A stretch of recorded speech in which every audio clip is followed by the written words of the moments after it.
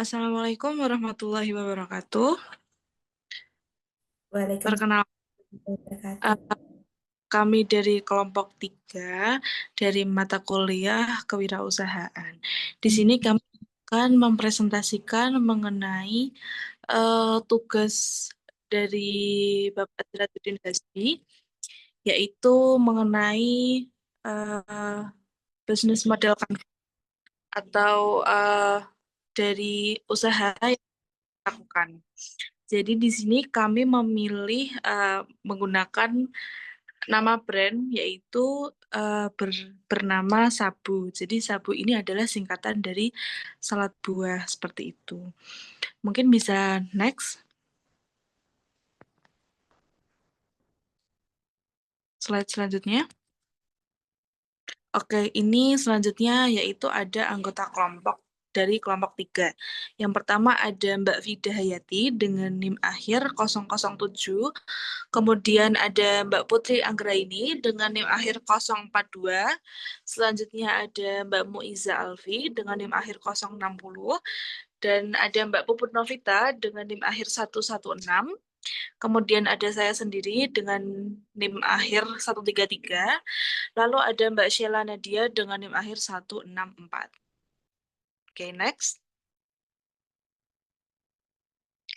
Baik, di sini saya akan menjelaskan pengertian dari sabu atau dari salad buah.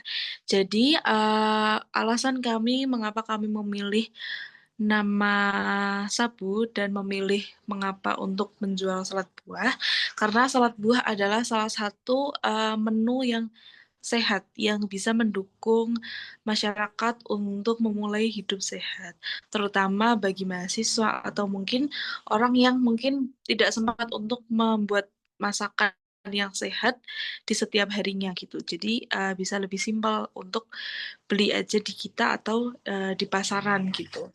Nah, untuk penyajiannya, salad buah ini disajikan dengan cara buahnya dipotong-potong kecil-kecil, kemudian nanti di atasnya diberikan saus.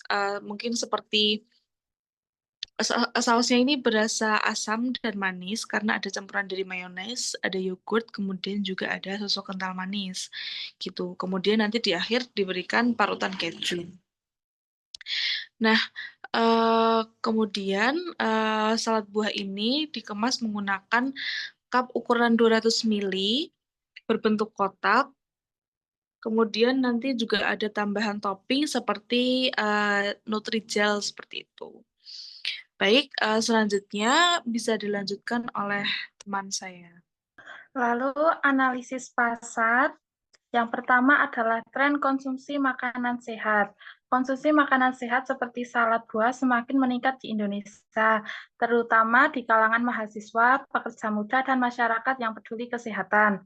Gaya hidup sehat menjadi tren baru didukung oleh peningkatan kesadaran akan pentingnya nutrisi dan pola makanan seimbang. Kemudian yang kedua adalah analisis kompetitor.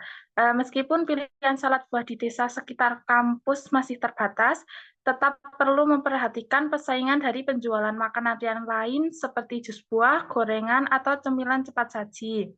Inovasi dalam varian buah, topping, dan strategi harga menjadi kunci untuk menarik dan mempertahankan konsumen. Lalu yang ketiga adalah segmentasi pasar. Target pasar utama salad buah adalah mahasiswa, dosen, dan warga sekitar yang membutuhkan cemilan sehat, praktis, dan terjangkau. Fokus utamanya adalah daerah sekitar kampus dan komunitas muda yang memiliki aktivitas padat namun tetap ingin menjaga kesehatan. Selanjutnya akan disampaikan oleh teman saya. Baik, yang selanjutnya ada perencanaan operasional. Yang pertama itu ada pengadaan bahan baku. Di sini kami memilih pemasok buah segar dan juga terpercaya, misalnya pasar tradisional, terus dengan dipastikan kualitas buahnya itu tidak busuk. Terus kita juga memperkirakan stoknya agar stoknya itu tidak berlebihan ataupun tidak kekurangan.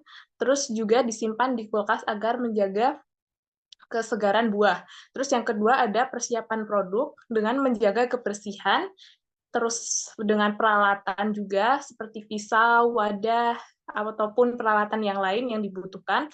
Terus dengan prosesnya itu yaitu dengan dicuci, dikupas, lalu dipotong dengan bentuk dadu seperti yang tadi dijelaskan, dan juga pengemasan yaitu dikemas dengan pengemas yang menarik dan juga aman untuk makanan.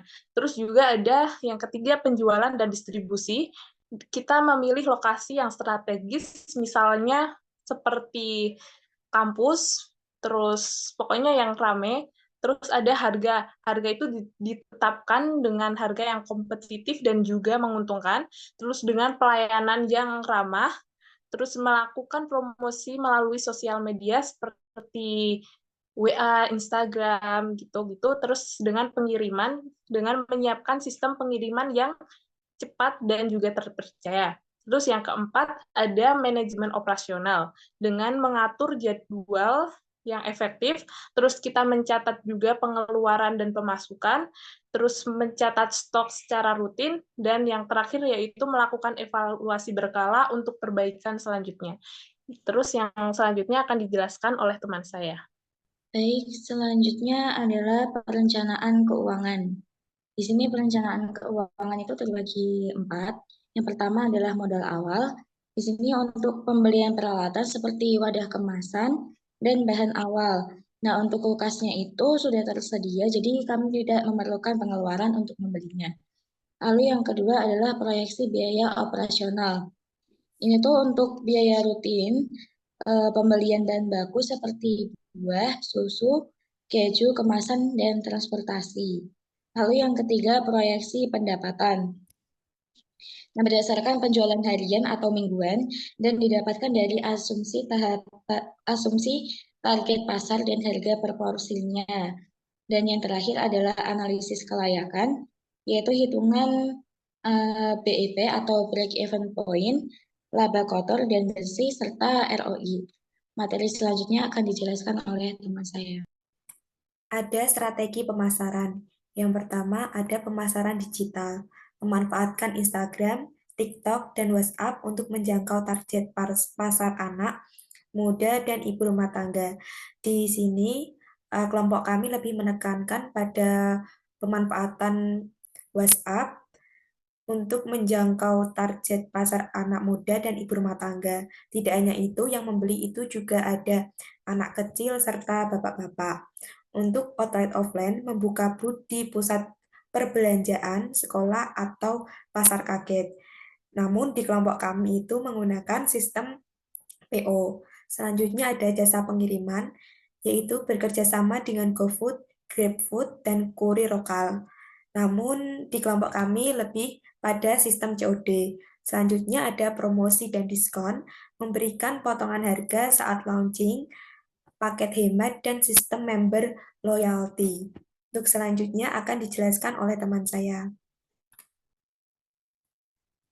Baik, untuk selanjutnya yaitu ada kesimpulan dan juga strategi yang komprehensif. Yang pertama untuk potensi bisnisnya, kenapa memilih bisnis salad buah? Karena memiliki prospek yang menjanjikan, yang didukung dengan gaya hidup sehat dan juga lingkungan yang strategis di dekat kampus. Yang kedua untuk strategi komprehensifnya, rencana bisnis ini juga mencakup strategi operasional pemasaran, keuangan yang matang untuk memastikan keberhasilan usaha. Fokus pada kualitas produk dan harga terjangkau serta pemasaran yang menjangkau di area kampus.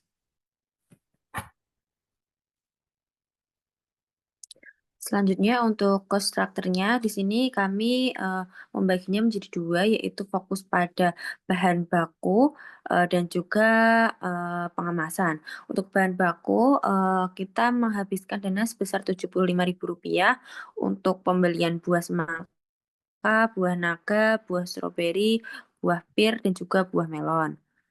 Lalu untuk yang kedua, ada juga kebutuhan untuk keju, mayones, lalu susu kental manis, dan juga pelengkap-pelengkap topping dalam salad buah. Lalu ada juga kemasan, yaitu cup plastik tinwell dengan ukuran 250 ml dan juga plastik sebagai mediator untuk COD seperti itu. Nah, total pengeluaran untuk biaya keseluruhan dari mulai bahan baku hingga kemasan yaitu totalnya ada Rp163.600.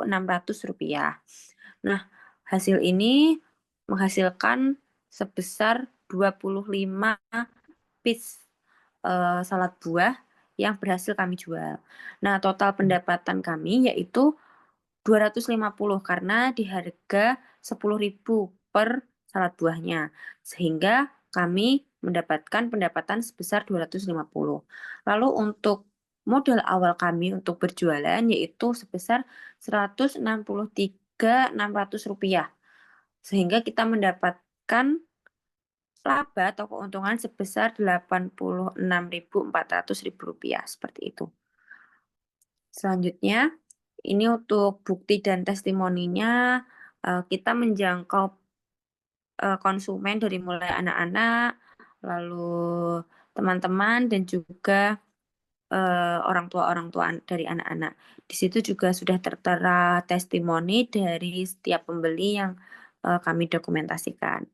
Dan juga ada proses-proses dari kami dalam pembuatan salad buah seperti itu. Cukup, mungkin saya akan kembalikan ke moderator. Baik, sekian dari kelompok 3. Mohon maaf apabila ada salah-salah kata atau penyampaian. Sekian dari kami. Wassalamualaikum warahmatullahi wabarakatuh.